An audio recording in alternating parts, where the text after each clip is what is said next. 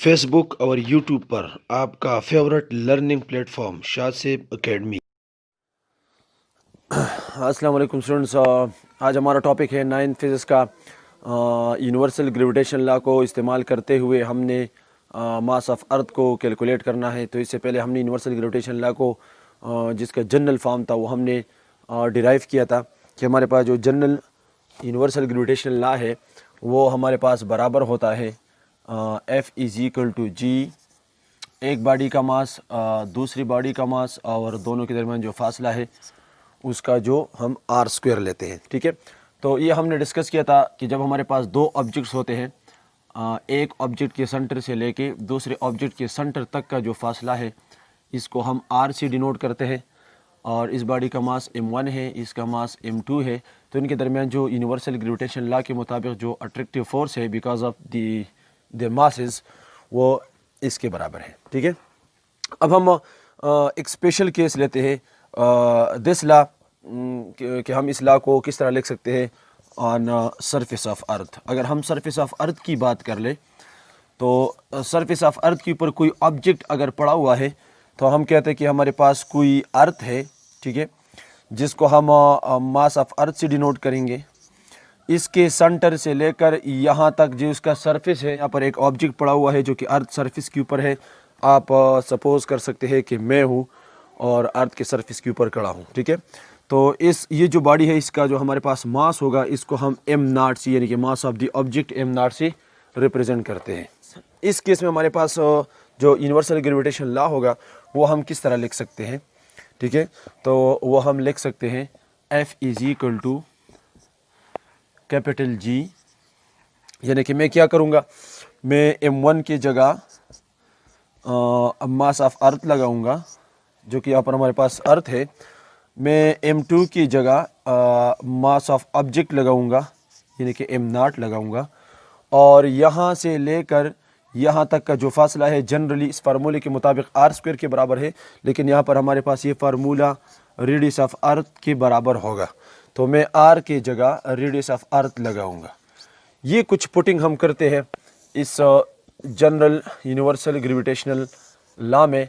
तो हमारे पास जो यूनिवर्सल ग्रेविटेशन लॉ जिसमें अगर हम ये पुटिंग करेंगे तो हम लिख सकते हैं F equal to ji, m1 की जगह में मास ऑफ अर्थ लगाऊंगा, ठीक है, m2 की जगह में मास ऑफ ऑब्जेक्ट लगाऊंगा और डिवाइड बाय दोनों के दरमियान जो फासला है इसको मैं रेडियस ऑफ अर्थ स्क्वायर है तो मैं स्क्वायर लगाऊंगा। ये मैं तब लिख सकता हूँ जब मैं किसी भी ऑब्जेक्ट को अर्थ सरफेस के ऊपर कंसिडर कर लूँ। तो मेरे पास फिर एक ऑब्जेक्ट जो एक ऑब्जेक्ट होगा मेरे पास वो अर्थ होगा, दूसरा ऑब्जेक्ट जो हमारे पास होगा वो ऑब्जेक्ट होगा जो अर्थ के ऊपर पड़ा हुआ है। तो मैं फिर m1 m2 की जगह ये अजम्पशन करूँगा और जो जनरल आर है उसकी जगह मैं रेडियस ऑफ अर्थ लगाऊंगा। तो मेरे पास जो जनरल यूनिवर्सल ग्रेविटेशन लॉ है उसको मैं इस तरह लिख सकता हूँ। ठीक है, हम क्या करने जा रहे हैं, हम मास ऑफ अर्थ कैलकुलेट करने जा रहे हैं। तो मैंने एक ऑब्जेक्ट को अर्थ को तस्वुर किया और दूसरा इसके ऊपर जो पड़ा हुआ कोई भी ऑब्जेक्ट आप ले सकते हैं, मैंने उसको कंसिडर कर लिया। तो ये यूनिवर्सल ग्रेविटेशन लॉ है। अर्थ सरफेस के ऊपर दिस यूनिवर्सल ग्रेविटेशन लॉ के मुताबिक जो इतना फोर्स होता है इसको हम weight, this is also called weight. इसको हम वेट भी कहते हैं। जब आपके पास कोई भी ऑब्जेक्ट ज़मीन के सरफेस के ऊपर हो तो फिर यूनिवर्सल ग्रेविटेशनल लॉ को हम वेट भी कह सकते हैं। तो इसको अब हम वेट पर रिप्लेस कर सकते हैं। तो हम इसको वेट भी कह सकते हैं। तो यहाँ पर हम लिखेंगे जी m0 by R E square, लेकिन फोर्स की जगह मैं वेट लिखूंगा। तो मैं लिख सकता हूँ W इज इक्वल टू, यानी कि इस फोर्स का एक्चुअली में फोर्स के साथ साथ वेट भी कह सकता हूँ। जब हम अर्थ के सरफेस के ऊपर होते हैं तो हमारे पास ये वेट के बराबर है। तो मैं लिख सकता हूँ g mass of the earth mass of the object divide by R E square. अब हम जानते हैं कि हमारे पास जो W है वो एक्चुअली mg के बराबर है, यानी कि मास of the object m0 g भी मैं लिख सकता हूँ क्योंकि हम ऑब्जेक्ट की बात करते हैं अर्थ के ऊपर। तो मैं W की जगह m0 g लगाऊंगा is equal to capital G mass of earth m0 divide by R E square. एक m0 के साथ ख़त्म हो जाएगा, मैं लिखूंगा लिख सकता हूँ। ठीक है, तो मैं लिख सकता हूँ g value on surface of earth is equal to capital G mass of earth divide by R E square. अगर आप जी की वैल्यू कैलकुलेट करना चाहते हैं तो यहाँ से आप स्मॉल जी की वैल्यू भी कैलकुलेट कर सकते हैं। अगर आप कैपिटल जी की वैल्यू लगाए, मास ऑफ अर्थ की वैल्यू लगाए और रेडियस ऑफ अर्थ स्क्वायर की वैल्यू लगाए, तो यहाँ पर मुख्तलिफ वैल्यूज पुट करने के बाद और सिंपल करने के बाद हमारे पास जो रिजल्ट आएगा वो 9.8 मीटर पर सेकंड स्क्वायर आएगा। और वो हमारे साथ इंशाल्लाह ये भी एक टॉपिक है, इंशाल्लाह इसके ऊपर हम बात कर लेंगे। लेकिन हमारा जो यहाँ पर टॉपिक है वो मास ऑफ अर्थ कैलकुलेट करना है, यानी कि हमारे पास जो यहाँ पर मास ऑफ अर्थ आ रहा है इसको हमने सेपरेट लिखना है। तो मैं लिख सकता हूँ इस यहाँ से हमारे पास जो आर ई स्क्वायर है ये डिनोमिनेटर में है तो मल्टीप्लाई करो, यहाँ से ख़त्म हो जाएगा, यहाँ पर आप लिखेंगे तो मेरे पास होगा आर ई स्क्वायर स्मॉल जी, ठीक है। और यहाँ पर हमारे पास जो कैपिटल जी है उसको आप डिवाइड करेंगे तो ख़त्म हो जाएगा, यहाँ पर हम डिवाइड करेंगे तो ये मेरे पास आएगा मास ऑफ अर्थ। यानी कि अगर आप मास ऑफ अर्थ को कैलकुलेट करना चाहते हैं तो रेडियस ऑफ अर्थ की वैल्यू लगाए, उसका स्क्वायर ले, जी की वैल्यू लगाए और डिवाइड बाय कैपिटल जी की वैल्यू आप लगाएंगे। तो ये सारी वैल्यूज पुट करने के बाद आपके पास जो मास ऑफ अर्थ है वो हम कैलकुलेट कर सकते हैं।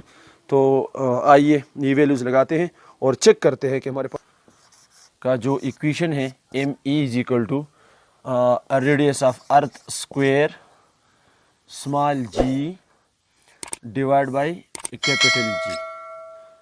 तो अगर हम वैल्यूज़ लगाए तो रेडियस ऑफ अर्थ हमारे पास 6.4 ज़रब 10 की ताकत 6 स्क्वायर होल स्क्वायर, साथ में आप 9.8 लगाएंगे और डिवाइड बाय जी की जगह हम 6.67 ज़रब 10 की ताकत -11 ये लगाएंगे। यूनिट्स लगाएंगे वो भी ख़त्म हो जाएंगे, लेकिन हम सिंपल कैलकुलेशन करते हैं यहाँ पे।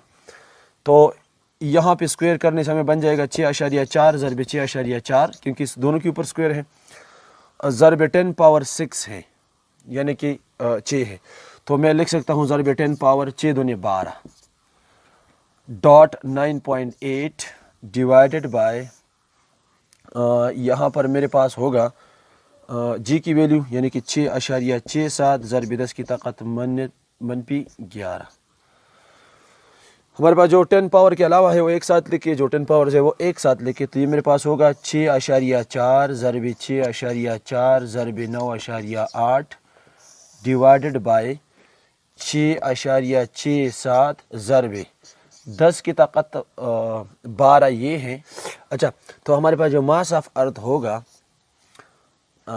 ये सब हमारे पास मास ऑफ अर्थ है, ठीक है। तो इसको मल्टीप्लाई करने से हमें मिलेगा 1223।